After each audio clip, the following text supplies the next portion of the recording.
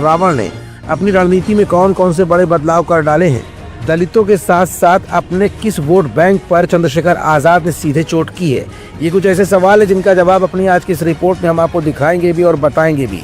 दरअसल आजाद समाज पार्टी के कार्यकर्ता पार्टी अध्यक्ष चंद्रशेखर आजाद पर मथुरा में हुए हमले को लेकर अपना विरोध जता रहे थे। कार्यकर्ताओं का कहना था कि अगर हमारे लीडर पर इस तरह से पथराव किया जाएगा तो आम लोग कैसे सुरक्षित होंगे। हमारी मांग है कि चंद्रशेखर आजाद को Z+ की सुरक्षा दी जाए। अपनी इसी मांग को लेकर लखनऊ की सड़कों पर आजाद समाज पार्टी ने धरना प्रदर्शन किया था। पार्टी के आह्वान पर प्रदेश भर से कार्यकर्ता लखनऊ पहुंचे थे। भीड़ को देखते हुए पुलिस ने हजरतगंज के चारों ओर बैरिकेडिंग करके रोक दिया था। साथ ही कई नेताओं को हाउस अरेस्ट भी कर लिया गया। पुलिस अफसरों को कानून व्यवस्था से जुड़ा ज्ञापन सौंपने के बाद धरना समाप्त हो गया।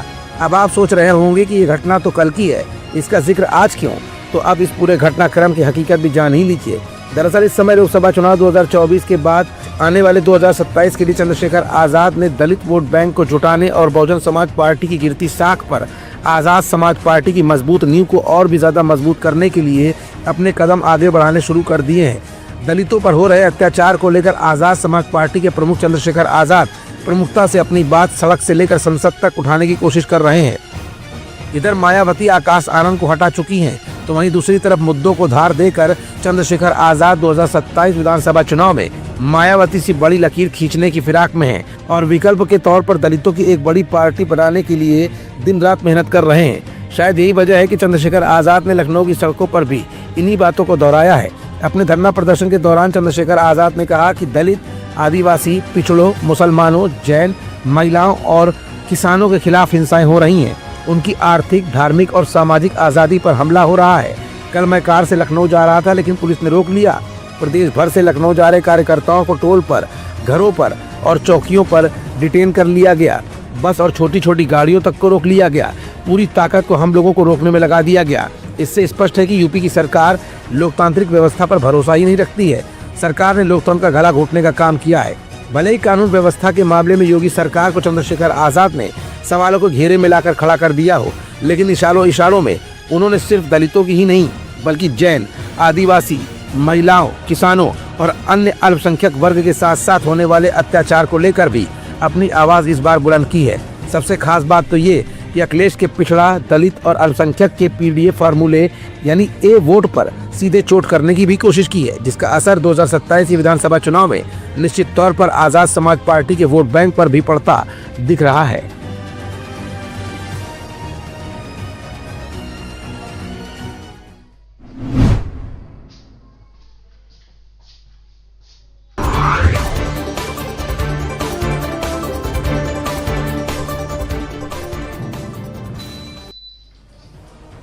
लोकसभा चुनाव 2024 में दलित राजनीति को लेकर लगभग सभी पार्टियों से आगे निकलते हुए आजाद समाज पार्टी ने अपना परचम फहराया है और लोकसभा चुनाव 2024 से लेकर अब तक नगीना सांसद चंद्रशेखर आजाद अपने आंदोलनों को तेज करने में लग गए हैं।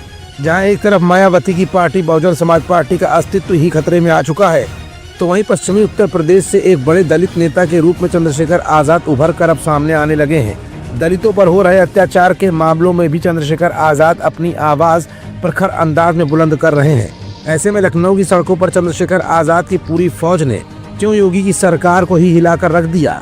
सड़क के हिस्से पर क्यों बाबा भीमराव अंबेडकर और कांशीराम के नारे अचानक गूंजने लगे? मथुरा में चंद्रशेखर आजाद पर हुए हमले की कहानी एक बार फिर क्यों लखनऊ की सड़कों तक पहुंच गई और विधानसभा की तरफ आगे बढ़ने वाले चंद्रशेखर आजाद के कार्यकर्ताओं को योगी पुलिस ने किस अंदाज में जवाब दिया? और 2027 को लेकर चंद्रशेखर आजाद उर्फ रावण ने अपनी रणनीति में कौन कौन से बड़े बदलाव कर डाले हैं? दलितों के साथ साथ अपने किस वोट बैंक पर चंद्रशेखर आजाद ने सीधे चोट की है? ये कुछ ऐसे सवाल है जिनका जवाब अपनी आज की इस रिपोर्ट में हम आपको दिखाएंगे भी और बताएंगे भी। दरअसल आजाद समाज पार्टी के कार्यकर्ता पार्टी अध्यक्ष चंद्रशेखर आजाद पर मथुरा में हुए हमले को लेकर अपना विरोध जता रहे थे। कार्यकर्ताओं का कहना था कि अगर हमारे लीडर पर इस तरह से पथराव किया जाएगा तो आम लोग कैसे सुरक्षित होंगे। हमारी मांग है कि चंद्रशेखर आजाद को Z+ की सुरक्षा दी जाए। अपनी इसी मांग को लेकर लखनऊ की सड़कों पर आजाद समाज पार्टी ने धरना प्रदर्शन किया था। पार्टी के आह्वान पर प्रदेश भर से कार्यकर्ता लखनऊ पहुंचे थे। भीड़ को देखते हुए पुलिस ने हजरतगंज के चारों ओर बैरिकेडिंग करके रोक दिया था। साथ ही कई नेताओं को हाउस अरेस्ट भी कर लिया गया। पुलिस अफसरों को कानून व्यवस्था से जुड़ा ज्ञापन सौंपने के बाद धरना समाप्त हो गया। अब आप सोच रहे होंगे कि ये घटना तो कल की है, इसका जिक्र आज क्यों? तो अब इस पूरे घटनाक्रम की हकीकत भी जान ही लीजिए।